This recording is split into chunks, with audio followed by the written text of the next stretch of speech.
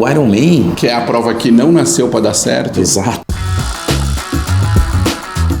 Fala pessoal, tudo bom? Sou Wagner Espadoto, estou aqui com... Quem é você mesmo? Meu nome é Ronaldo Fonseca. Ronaldo Fonseca. A gente está aqui em Florianópolis, em Jurerê, já para o Ironman Brasil 2025 e vamos falar um pouquinho sobre a prova.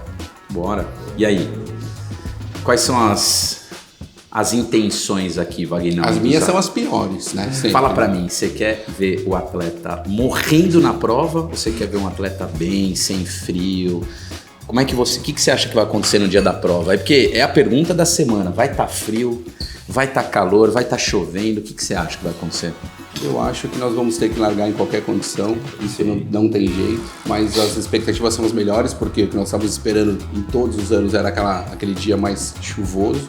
Aparentemente não teremos essa chuva, vai estar sim um pouco mais frio, mas aí a gente pensou em algumas estratégias, né? O que você acha aí que a gente estava bolando? A gente até estava conversando sobre isso. Exato, lembrando, né? A última vez que saiu calor aqui, eu nunca esqueço, foi 2012. Faz tempo. Mais de 30 graus, então já faz mais de 10 anos que não tem calor na ilha.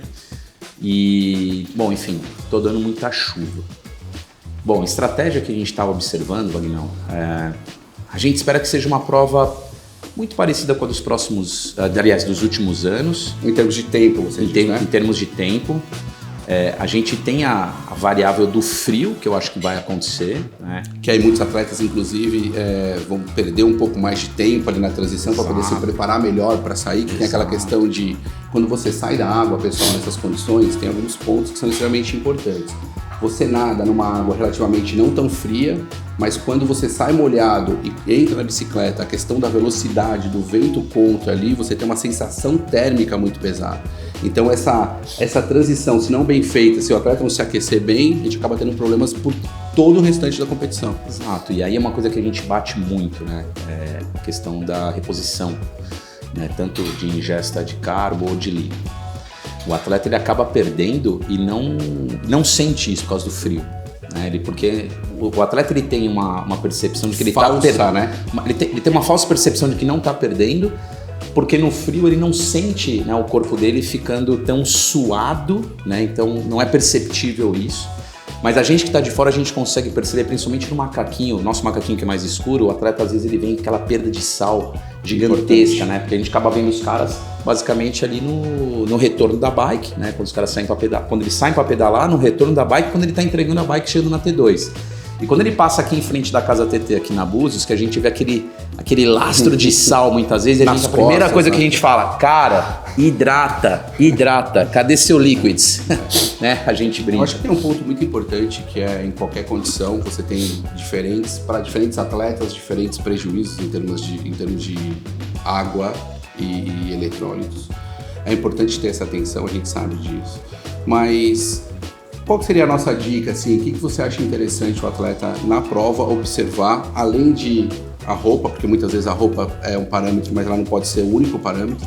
Qual seria uma característica interessante para esse atleta manter durante, pelo menos, a parte do ciclismo, onde ele tem mais tempo ali de conversa dele com ele mesmo e uma gerência maior na modalidade? Bom, suponhando aqui que o atleta fez a lição de casa, ele vai ter entendimento do que a gente chama de dissociação aeróbica. Ele consegue correlacionar potência e frequência cardíaca e entendendo que muitas vezes, numa zona estável, que é onde ele vai perseguir ali o ciclismo, né, que a gente chama de um Z2, ele consegue observar para ver se a frequência cardíaca dele está estável ou se ela acaba desassociando com relação a esse padrão, né, que ele já está treinado, ou então comparando, né, esse comportamento de potência e frequência cardíaca da primeira metade do ciclismo com a segunda metade.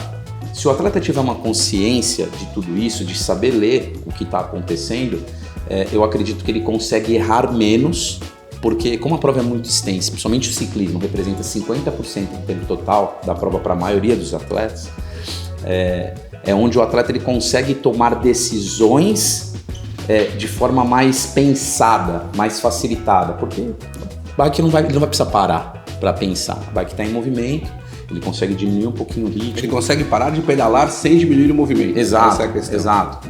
A bike está ali, enfim, em movimento, como o Wagner falou. E aí a gente consegue ter esse entendimento, né, do que está acontecendo. Se a gente tem uma frequência cardíaca descolando, Vagnão, Conta aí pra galera, o que tá acontecendo de forma fisiológica no organismo desses caras e qual que é o preço que eles vão ter na maratona, né? Se eles não tiverem esse controle. Tem dois Senão pontos, só eu falo, né? Vamos lá. Eu acho que tem 2 pontos que são extremamente importantes. Um é quando você tem um decoupling importante, que é esse descolamento que o Rô falou. Mas tem outro ponto que é o drift cardíaco que vai acontecer. Então, ter um entendimento do que é um decoupling em relação à potência que está sendo executada e a resposta interna de frequência cardíaca é um ponto importante. O segundo ponto é o drift natural que vai acontecer, está muito mais associado aí à desidratação ou outras questões de treinamento. Explica o drift, só pra galera que é mais leiga. O drift, segura aqui minha xícara, não deixa cair meu café. O drift nada mais é, pessoal, que quando você tem uma potência estável, um descolamento da frequência cardíaca, ou o inverso, é uma manutenção da sua frequência cardíaca com uma queda de potência. Isso é o descolamento ou o drift cardíaco, isso é normal, isso é descrito na literatura, então esse não é o ponto. Eu acho que a atenção que o atleta tem que se ter vamos hidratar exatamente como foi feito nos treinos, entendam a dinâmica de tempo. O atleta tem atletas que se hidratam a cada 20 minutos, né, e comem a cada 30 ou a cada 25. Isso é extremamente importante, esse atleta manter essa rotina do que foi feito no treino, ou seja, aquela máquina está extremamente preparada para executar naquele formato, com aquela potência, nas condições daquele dia, possivelmente. Então, se o atleta conseguir manter uma boa hidratação, uma boa alimentação, e aí tem que ter a questão do sódio, que é extremamente importante, que a gente sabe disso, o risco de esse atleta ter um problema na corrida é muito menor, porque a gente sabe que existe uma fadiga residual entre modalidades. Eu nado, eu canso, eu pedalo, eu canso, a corrida eu morro. É mais ou menos assim. Então, se eu tiver um pouquinho desse cuidado de como distribuir a minha energia, o quanto eu estou ingerindo, o quanto eu estou relativamente gastando, porque eu vou gastar mais, mas o quanto eu estou ingerindo e o quanto eu consigo executar, a chance de o atleta se dar mal nessas condições é muito pequena. E a gente sabe que a condição do dia não está previsto calor. Então, possivelmente, vai ser uma corrida relativamente fácil quando comparado com calor. Né? Então, assim, eu acho que isso é uma dica importante. Né? A gente sempre fala o seguinte, a corrida define o Ironman. Mas quem define a corrida? É o pedal. Simples assim. Então, se eu tiver um pedal controlado, que é pace, hidratação, alimentação, a corrida sai. Não existe um triatleta que corre bem a corrida pura e que no dia da prova de triatlon vai correr mal. Esse atleta, geralmente, ele exacerbou um pouco a intensidade no ciclismo. E aí não tem jeito. Não corre. Você puxa o cobertor para um lado, vai faltar cabeça, do outro. Vai o pé. Né? E aí, no caso, uma coisa que é muito importante, eu estava lembrando, então você estava falando, aqui seu café. Obrigado, não deixa cair. Não, deixei. Acabou, né? Vocês sabem, eu tô segurando a xícara, mas vamos lá, não tem o que fazer. Esse é o café com tri, né? É o café com tri. Esse aqui é do café sem tri. Eu acho que uma coisa que o atleta às vezes ele não percebe no ciclismo, que ele precisa, a importância que tem em se hidratar e você ter uma reposição boa de eletrólito, enfim, de sódio, magnésio, potássio, e muito do que a Liquids até oferece, que eu acho que isso é um produto muito bom dos caras, né? É assim, se a gente não faz a lição de casa, ingerindo aquilo que realmente é pertinente para cada indivíduo, né? No caso o atleta tem que saber sobre isso, tá alinhado com a nutricionista dele, até a ingestão de carbo na corrida, que ele estava acostumado a colocar, sei lá, 25 gramas a cada 20 minutos, que é o que tem o gel ali, ele pode ter uma complexidade para digerir isso por falta de eletrólito, né? Por causa dessa combinação, dessas reações bioquímicas que acontecem no trato digestivo. Então é importante que não é só colocar água, né? A gente fala sobre essa questão de reposição eletrolítica, que ela também é muito importante. Em dias de frio, como havia citado, o atleta ele não entende o quanto que ele está perdendo. E tem um ponto importante que é a cãibra do frio. Cãibra do frio. Que exatamente é o que acontece, porque muitas vezes o atleta ele perde uma quantidade excessiva de eletrólitos, inclusive o sal. Perfeito. Esse sal vai causar um desbalanço entre meio intra e extracelular, prejudicando o potencial de ação neuromuscular, o que vai gerar um desbalanço e muitas vezes a cãibra. E aí ela fala, poxa, mas estava frio. Perfeito. Né? Tá frio, eu não precisava ingerir tanto. Pelo contrário, precisa manter uma estrutura, né? Um planejamento de hidratação, uma reposição de sódio e carbo que não pode falhar. Perfeito, perfeito. Cãibra, né? Nada mais é do que a gente ter um diferencial de potencial elétrico. Entre intra e extra. Entre o que a gente chama de íon e cátion dentro do nosso organismo. Então, e aí a musculatura colapsa. Não é a musculatura que vai colapsar, é o impulso nervoso que fica desbalanceado, mas é isso, é a musculatura que reage em termos de contração. Então, quando a gente entra nesse meandro, assim, a gente também tem uma outra questão, que é a sensação de bem-estar no frio, enquanto está se pedalando, enquanto você tem 5 horas de duração aí, o atleta não percebe, mas o corpo precisa de mais energia para manter a temperatura estável, né? E muitas vezes essa composição, para a gente ter esse input de, olha, eu preciso manter a temperatura consumindo mais energia, automaticamente o atleta tem que entender que ele precisa consumir um pouquinho a mais. E vários atletas acabam não consumindo, né? E aí vai também faltar para onde? Para a parte que decide, né? É isso mesmo. Quando eu tenho essa perda de calor via termorregulação, né? Então, ou seja, eu tenho uma temperatura externa mais frio, eu tenho uma troca maior, eu vou gastar mais energia, mas eu não reponho porque eu não estou preparado para. Então, por isso que é bom ter sempre essa flexibilidade de 20, 25, porque o atleta tem que entender essa nuance que ele vai precisar comer, inclusive, um pouco mais para se manter com o mesmo nível de energia que ele gostaria de iniciar a corrida, porque senão ele vai entrar menor. Só que ele não tem essa noção. E o pace, o que acontece? O pace é o mesmo. Se eu tenho um tanque cheio, um tanque meio cheio, um tanque meio vazio, o atleta, na cabeça dele, o pace é o quê? É o mesmo. Não interessa. E aí o que acontece? É louco isso, né? Fazer uma alusão, né? A gente tem um celular aqui, e aí às vezes aqui na bateria vai mostrar 100%, 50%, só que quando ele está 100% cheio, ele fica verdinho. Depois ele fica branco, né? Quando ele está com uma bateria ali intermediária, e depois ele vai para uma bateria que fica vermelha, só alguns fiozinhos. O atleta, ao invés de começar a corrida, vamos supor, no branco, ele já começa no vermelho. Com o mesmo pace. Com o mesmo, porque ele se cobra com o mesmo pace. Exato. Maior a intensidade, maior o consumo energético. Então, maior teoricamente, e maior vai ser a quebra. Assim, a quebra, ao invés de acontecer no 30, 30 e pouco, acontece no 14. Então, é isso que acaba acontecendo. Então, de forma leiga, o Ironman, onde a gente está aqui... Que é a prova que não nasceu para dar certo. Exato. Não foi criada para falar, vamos funcionar com tudo. Não, pelo contrário. O atleta que chega aqui e não treinou o trato digestivo, ele vai ter complicação aqui. Então é muito, muito importante não inventar coisas novas, que é o que a gente fala, todo mundo fala, você não inventa coisa nova, e realmente não inventa coisa nova, confia no que foi construído e não tente algo, né, diferente em relação à intensidade, porque vai sofrer. Uma das situações que infelizmente acontece é o que eu gosto de falar, que é hoje eu se consagro, entre aspas, né? O cara, hoje é meu dia, tô descansadão. E aí, onde que o cara no polimento, Vagnão, conta pros caras, que o cara fala, hoje eu tô voando, onde que ele se sente realmente bem? E ele fala, não, era pra ir assim, mas eu vou um pouquinho, percentual mais forte, onde que é? Tem uma questão de polimento, e eu li alguns autores e alguns atletas falando sobre polimento.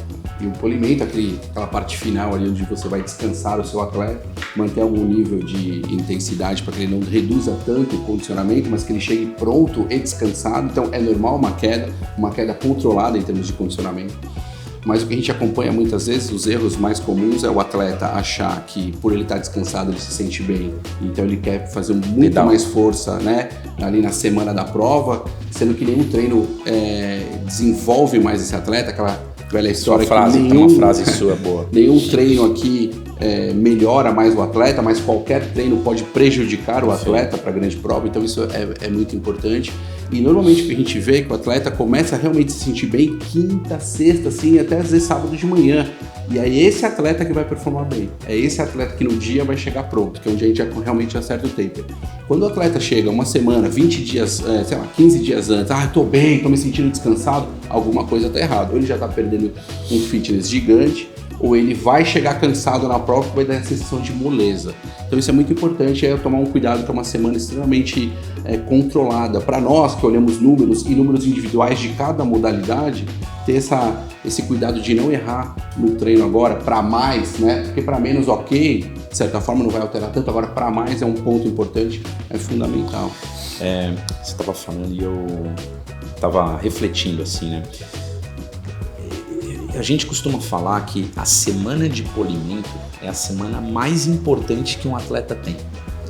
E é a semana que, por quê? Porque é a semana que vai dar mais problema. A gente tava brincando com um atleta que tava aqui agora, ele tá ocioso. Pô, treinei só... E não quer ficar 30 ocioso, minutos, né? 40 minutos. Ele não quer, ele quer fazer mais coisa. Me dá treino. Né? Só que há uma semana antes, esse cara tava assim, eu não aguento mais. Não aguento mais e tá tudo bem. Né? A gente sempre tenta falar com o atleta no início da preparação e falar assim, cara, pensa o que vai acontecer com você em termos pessoais, profissionais, na semana da prova.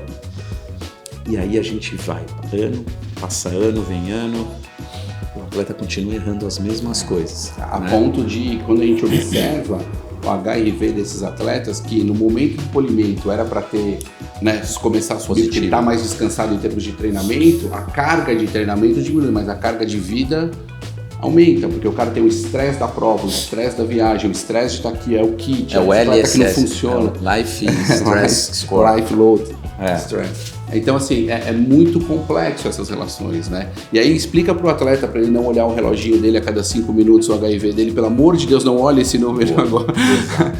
Então, algumas questões são extremamente importantes, né? O atleta já tá pronto, esquece, descansa, compete, viva, aproveite, curta, se abrace, se ame e gol. Vambora. Profunda, hein? É uma coisa interessante. Só pra dar um podcast, tá 40 minutos nessa porra aqui já.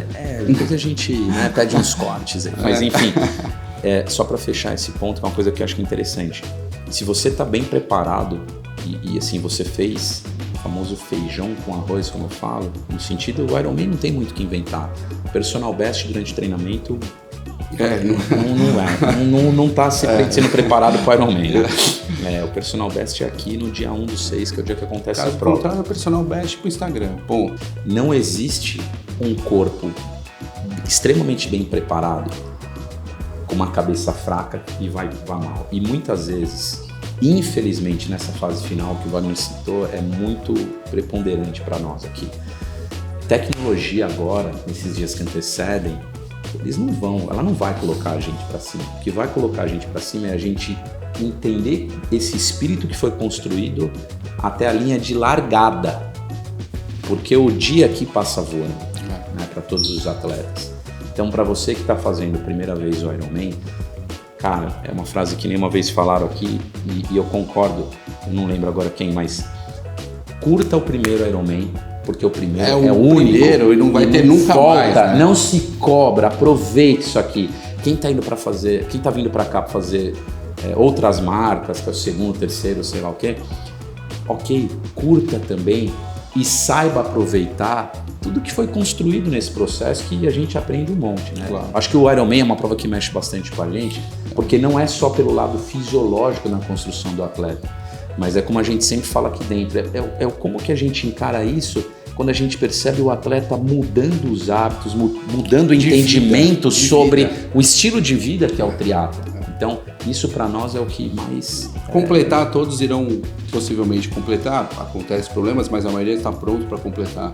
Agora, a transformação de vida, de entendimento, de resiliência, de vontade, de entendimento da vida muda completamente. Então, o processo, a gente treina para 10 horas, 12 horas, enfim, cada um tem o seu time. Mas quantas horas foram vividas e inseridas no contexto vida? Isso é muito importante. Cara, gostei das suas dicas, obrigado. Cara, parabéns, hein? Vamos tomar um café pra gente, quem sabe a gente pode trabalhar junto. Valeu.